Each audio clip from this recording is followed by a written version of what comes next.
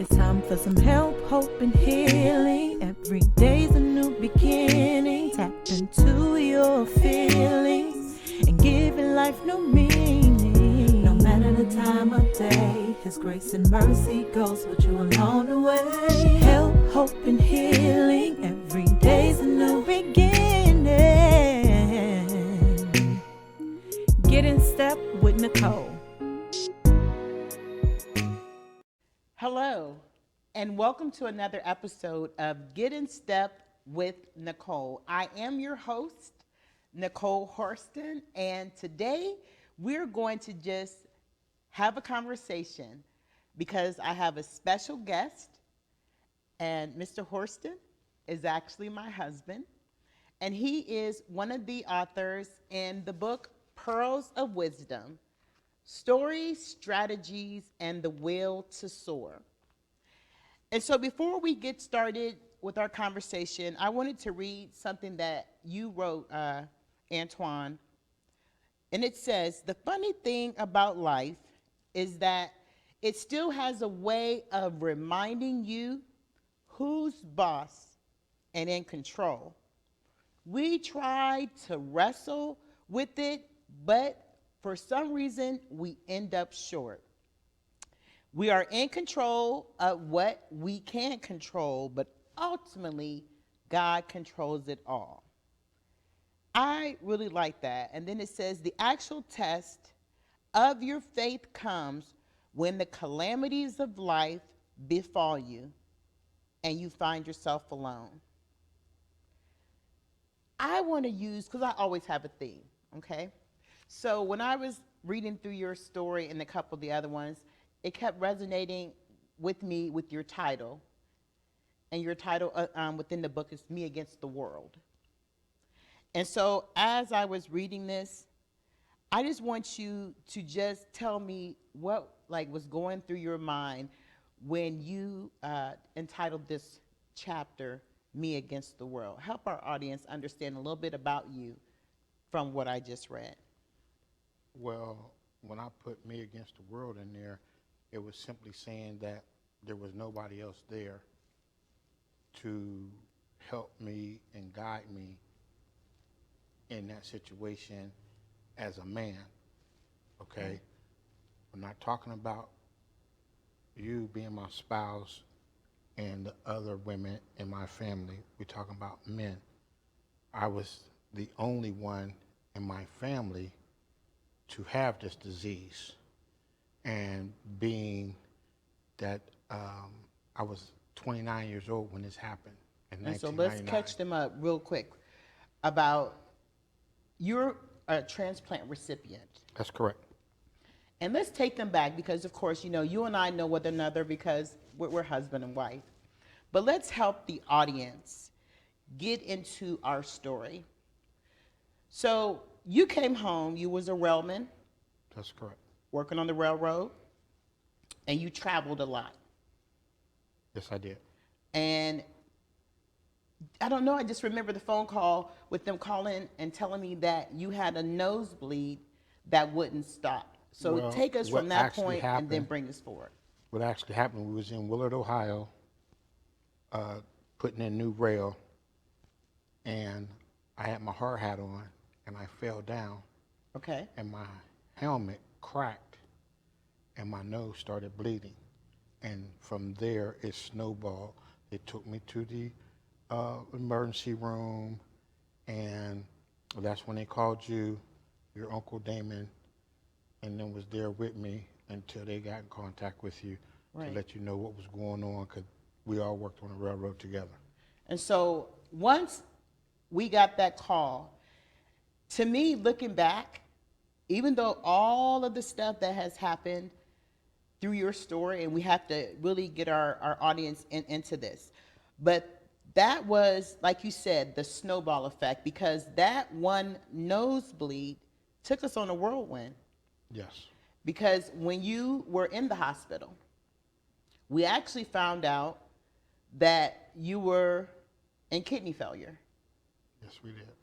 And I know it's a very touching story for both of us, but we're here today just to simply help you if you are going through a health crisis or you're a caregiver for your spouse or any other family member. But we thought it was just very, very beneficial that we come as a united front to help someone in the viewing audience to get through when they feel, like you said, it's them against the world. Correct, because mainly men are kind of scared to go to the doctors. And so without going to the doctor on a regular basis and then working, we push ourselves to the limit because that's what we're taught as young boys, to be men and to be strong and not to be weak. So therefore, that's why I said I was by myself mentally, not physically. Okay, there but we go. mentally. So if you have any problems, you need to talk to someone or find someone that you can talk to about your problem. So let me help you out with this. So, because we're still taking them on this journey with us. And so you was in kidney failure. And in fact, we were just newlywed for a couple of years. But then they came to me and the doctors asked me, what did I want to do? And of course I said, oh my goodness, I don't know what to do in this instance because it's something that has never happened to That's us. correct. And of course, we generally make our decisions together. But in that moment, I even felt it was me and just me against the world and making a decision, a life-altering decision. But we found out that you had kidney failure. And actually your left kidney had, gone out first, and then ultimately while you were in this thing. And so you had to go on to dialysis. Yes. Okay, and so can you tell me, you said like you were 29 years old. Yes. And so that was fairly young, but Yes, I you was know. in my prime. So I started dialysis May 8th, 1999. I went to dialysis Monday, Wednesday, and Friday, and I was there for 4.5 hours. It takes 15 minutes to put you on and 15 minutes to take you off. That's how you come up with 4.5 hours. So Monday, Wednesday, and Friday. In order to live, you had to go on dialysis. And so for those of you who, may not know what kidney dialysis is, there's peritoneal, where you can do it yourself, or hemodialysis, which you go to a dialysis center. And of course, that's what Antwan did. He actually went to a dialysis center 3 days a week for 4.5 hours. And I want to talk about your chapter again. It says, when my kidneys failed and dialysis was my only immediate option, because of course we didn't have a family member or anyone, a friend, who would donate a kidney, because you can live with one kidney, but we didn't have anyone actually to step up and say, and I know I wasn't imagining our son was, but then you felt that our son was too young. That's correct.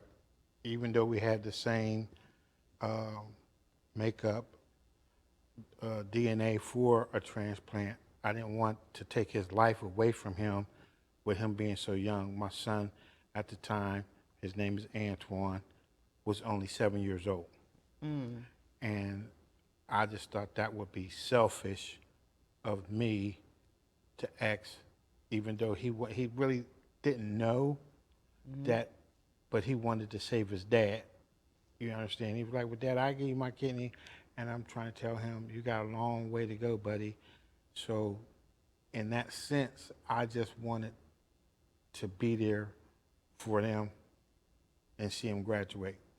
So let's talk about that first treatment. So you said after the first treatment, I decided I was not going to live on a machine for the rest of my life, talking about the dialysis machine. I believe in God, and I feel that whatever God has for me, I will allow it to run its course. And then when it was my time to go, it was my time to go. And I was okay with that. And I mean, I applaud you for having that strong faith, because I know that's your father, who was a military father. Yes. Always taught you to, boy, you got to have faith. And that was one of the steadfast things that he always encouraged you. And you come from a family of believers. That's correct. But in that moment, you said you're going to let life run its course. And when it was your time to go, you were okay with it. So what brought about that sense of peace in you, even though, you were saying that you were feeling alone? What brought about that sense of peace in the midst of a calamity? I wanted to see my children grow up, and I lost my dad as a teenager, and I didn't feel that our kids should lose me as their parent to help them through their problems. So that's the reason why I decided to do the dialysis, along with my mom being a dialysis technician since Okay. I've been since 1970. So now let's get into, I'm going to just really take us through this, because it was hard. But one thing we found together was our faith as believers. And so you was on dialysis for how long? 13 years. 13 years. And I saw you myself. Friends witnessed you. People at our church witnessed how dialysis ravaged the body. Like, there was days that you would be cramping, Yes. and we couldn't do anything about it other than let it pass. Right. You were extremely tired. But yet you still pushed forward for the family. What really, you talked to God and you asked God, you had a conversation with him, because you said that you had a conversation with God. And the first phone call came. Yes. And so when you got on the dialysis list, that first phone call came. Tell me, how did you feel when you knew that there was a potential donor? Like, right after you prayed, even though you waited 13 years to get your answer, we're going to put a pin in that. 13 years to get your answer. Then the answer came. Tell me about that. Well, when the center called and said, Mr. Horston, we have a kidney for you. Would you like to receive it? And the call came from Cleveland Clinic. So my wife was at school. She was a school teacher at the time. My son had just come home from school. He was in high school. And I already had my bag packed. So I told my son, go get your mom, because her school was about 2 miles away from the house. Mm-hmm. And I was calling my wife and calling her, and what ended up happening is they was on a lockdown. So since she was on a lockdown, she couldn't answer the phone. Right. So when you're in school and there's danger around the school goes under a lockdown, which means everything is locked down, all the doors, no one can get in, no one can get out. Now, we're going to take you somewhere with this. So stick with us. We're going somewhere with this. He waited 13 years to get his answer. When the answer came, everything was prepared, but then yet there was another obstacle, because I couldn't leave the school because the school was under a lockdown. All right, so then AJ, our son, he leaves. But what was going through your head? Like, did you have a conversation with God after this phone call? I mean, what, I know it's been a while, but just take us back just a little bit to help someone. I remember if it just happened. Yes. So, as you know, that our bedroom was above the garage in the house. I come downstairs with the bag, and I just said thank you, because there was other family members who had got kidney transplants, but I had been on there the longest. So, with that being said, I was just thanking God that it's finally come. It's finally your turn. Right. Because matter of fact, you had actually 2 or 3. Right. relatives That's who correct. have since passed on, but Yes. two of them who actually got on diagnosed after you were diagnosed with kidney failure. That's correct. And we found that it was something that ran on the male side of your family. So you were the first to be told you had it in your family. Mm-hmm. Watch this now. But then two of your family members, God bless them ahead of your time, but you were still supportive Yes. in their care. And I wanted to put that in there because, ladies and gentlemen, a lot of times when we see others being blessed, we said, Lord, when will it be our turn? But yet, if we believe like we say we believe in God, and when we ask, seek, and find, He will be near. He will be near. And we have prayed and asked and prayed and asked God to give you a kidney. Yes. And then when that time came, our son came to the school, and my principal, my boss, actually, some things it's great to talk about, but it still gives you a sense of gratitude. Because even though we were in that lockdown, by the time our son had gotten to the school, and my classroom was in the back, it was a one-story school building, but my classroom was in the back of the building, back by the parking lot. So it was a run to get to where I was. And all of the staff at the school was aware of my husband's situation because they had been praying with us. And that's when you were talking about having people in your life earlier on the onset of the program when you said people there to support you. Correct. So my principal called downtown, which is our school board, our head house, and got a clearance for me to leave. And when she said, Miss Horston, we need you in the main office. Your husband got a kidney. And everyone in the school building, I know, honey, it's okay. Yes. Yes. Everyone in the school building, even the children, was screaming and clapping as my son and I ran back to the front of the school building for us to leave.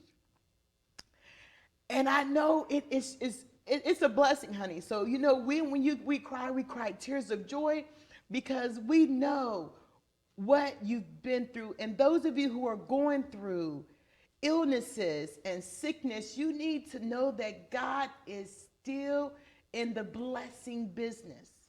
And that was one of the reasons today when you said, you know, I'm really ready to share my story, that you wanted people to know. And Especially you just go men. ahead and yes, especially men. So go ahead. Yeah. So and I just- mean, like, men as a whole, who's ever watching, you know, you have to take care of yourself, and you have to go to the doctor. A lot of us are having diabetes and high blood pressure, and those do have a factor into your kidney as well. So I just hope that you get the message through this conversation so that you will take better care of yourself. Good, I thank you. And so the children, the school erupted, everyone was clapping, and I had got so excited that I had even forgotten my purse at the school. And when we figured that out, my principal said, don't worry about it, it's safe. You guys go ahead and we'll be praying for you. And so when we got there, now this is the first obstacle. The second obstacle was the school being locked under the lockdown. But then the third obstacle was when we did get to Cleveland Clinic, Yes. one of the top hospitals in the nation.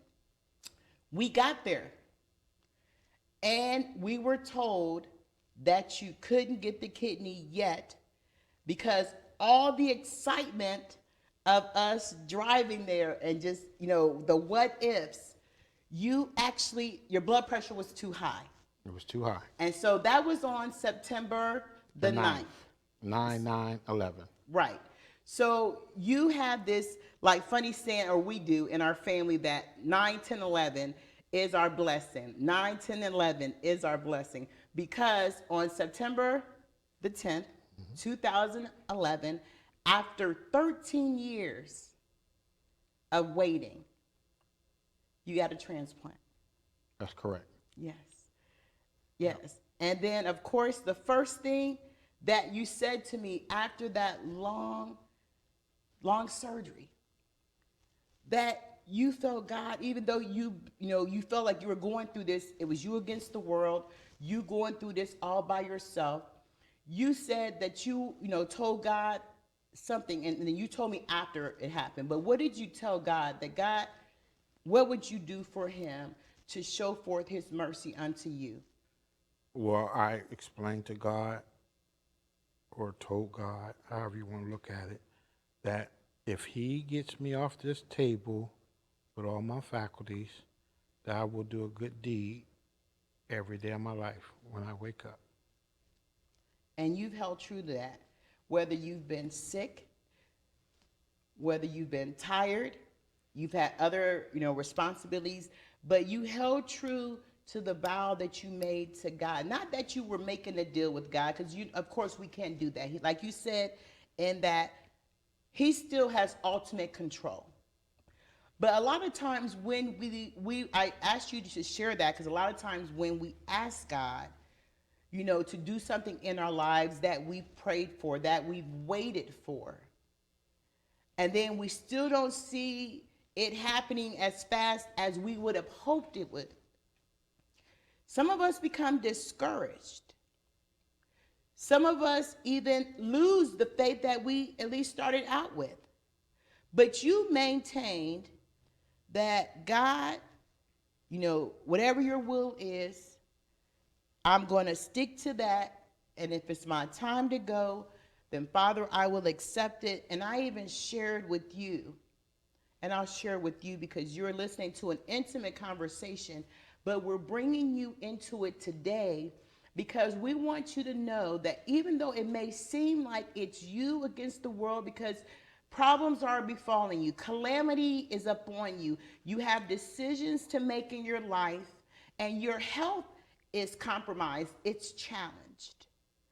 But they that wait upon the Lord, I'll put a pin right there because he waited. And even when he got to the finish line, as we'll put it, for this particular conversation, he still had the obstacle.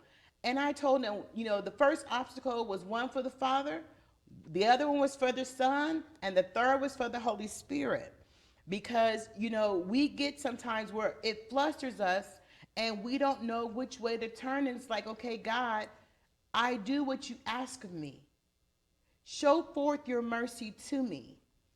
And actually, it did increase your faith. Like each person that you've helped, I've seen you. Our neighbors have seen you. The community has seen you grow in Christ as a result of your blessing, because you took that very seriously. So doing the good deeds in life, every day is not a bed of roses, but how do you look at your life now? Whereas you once felt it was you against the world, what have you learned in your Christian walk? That he was there all along. Oh, hallelujah. And this isn't scripted. It's just a conversation for a person who once told me, and he even shared it in the book, that my wife has asked me to speak about this so many times, which I have, because I said, honey, you can help someone. And in fact, you went back to your dialysis center where you had spent 13 years. You've helped create a bond with the people there, and you even started doing an annual cookout for the people who were still on dialysis and their family members. And then people also started asking you what, this is, like they couldn't believe that you were doing it. Like, because, once people, receive the transplant, they don't go back to the center. But you even went back and started talking to those family members, and you started advocating for those who had What made you do that? Like, what made you go back to a place where you found agony and you felt defeat? What made you go back to help them? Well, each day, I'm not really sure about the timing, but I think it's like every 14 or 13 minutes, someone starts dialysis. Okay. And with me having the information, I just wanted to share it with them and let them know that it's still hope to receive a kidney and that you can go to more than one place. And that's right. So, ladies and gentlemen, the first steps of this, and of course, we want you to just stay. This we're going to put a pin in the story because it's so much to tell and it's so much to learn when you're on dialysis. And we want you to give you just a little bit of the story of just being steadfast and never giving up and getting the information that you need, correct? That's correct. Because when you were helping them, you were actually like helping them find resources. You were helping them find, a good doctor or a nephrologist, the kidney doctor specialist to go to. And so that has now become your ministry. That's right. So this once shy person is now growing a ministry, helping others. I appreciate you being here, honey. I appreciate you sharing your story because a better me, which means me and you individually, makes a better we together. And I know we're two individuals, but God has blessed us both through health challenges. So I just want to say that I'm proud of you for never giving up, for having faith, and for you really saying, God, you're in control. Because a lot of times when we say this, ladies and gentlemen, the enemy comes and makes us waver. And then when it doesn't look right or go according to plan, it makes us feel like we're against the world. But today we wanted to encourage your spirit to let you know that God will never leave you. He will never forsake you. All you have to do is trust. Just a little seed, the size of a mustard seed, and he will move mountains. So if you want to stay tuned with us, just go to my website, www.getinstep.com. Again, that's www.get, the letter N, and the word step, STEP.com. Remember, no matter the time of day, it is always a great time to get in step and soar. And I believe today's story will help you do just that. Antwan, thank you again for being my special guest. Thank you for sharing your story. And I pray God's blessings upon you. Tune in next time for more Getting in Step with Nicole.